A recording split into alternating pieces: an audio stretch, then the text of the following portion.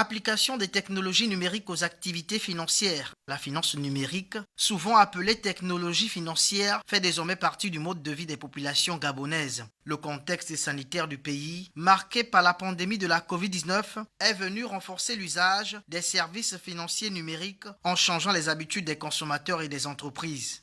L'Organisation gabonaise des consommateurs, qui existe depuis 2003 et qui a commencé à célébrer la première journée mondiale des droits des consommateurs dans notre pays en 2007, profite de cette occasion pour sensibiliser la communauté des consommateurs de notre pays sur leurs droits, leurs devoirs.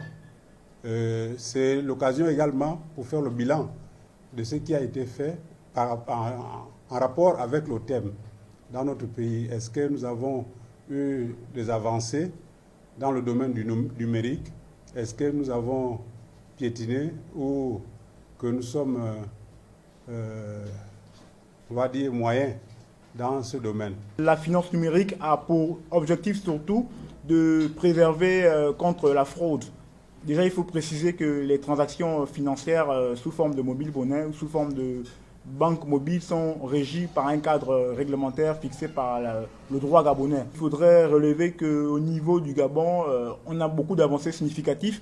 Comme l'a précisé le président des consommateurs, le Gabon est parmi les pays de la sous-région où la fibre optique Internet est plus avancée. Ce qui avantage un peu au niveau des transactions électroniques. Il faudrait aussi rappeler que pendant la pandémie de Covid-19, le mobile monnaie, notamment la finance électronique, s'est très répandu au Gabon et le gouvernement a mis en place des mécanismes qui consistent à développer ce secteur. On enregistre 353 milliards de transactions via mobile monnaie entre 2020 et 2021 pendant la pandémie Covid-19, autant pour moi, contre 53 milliards en 2019. Des services tels que Mobile Money ont vu leur chiffre d'affaires doubler voire tripler grâce aux technologies financières. Cependant, bien qu'avantageuse, la finance numérique comporte beaucoup de risques et inconvénients qui remettent en cause son utilisation. L'inconvénient en ce qui concerne la transaction électronique peut se situer au niveau du fonctionnement, c'est-à-dire au niveau des mécanismes techniques. Parce que les transactions électroniques fonctionnent avec certains éléments, notamment la connexion Internet et la préservation du système de fonctionnement, notamment la base de données. Comme je le disais tout à l'heure, les systèmes de transaction de mobile monnaie sont régis sur des plateformes, notamment des bases de données qui sont parfois restreintes. C'est-à-dire pour 1 million d'utilisateurs, si 1000 personnes arrivent à effectuer une transaction de manière simultanée à la même heure, ça peut causer des problèmes de fonctionnement, notamment des bugs. Et c'est l'un des inconvénients techniques liés à la transaction électronique, notamment la monnaie mobile.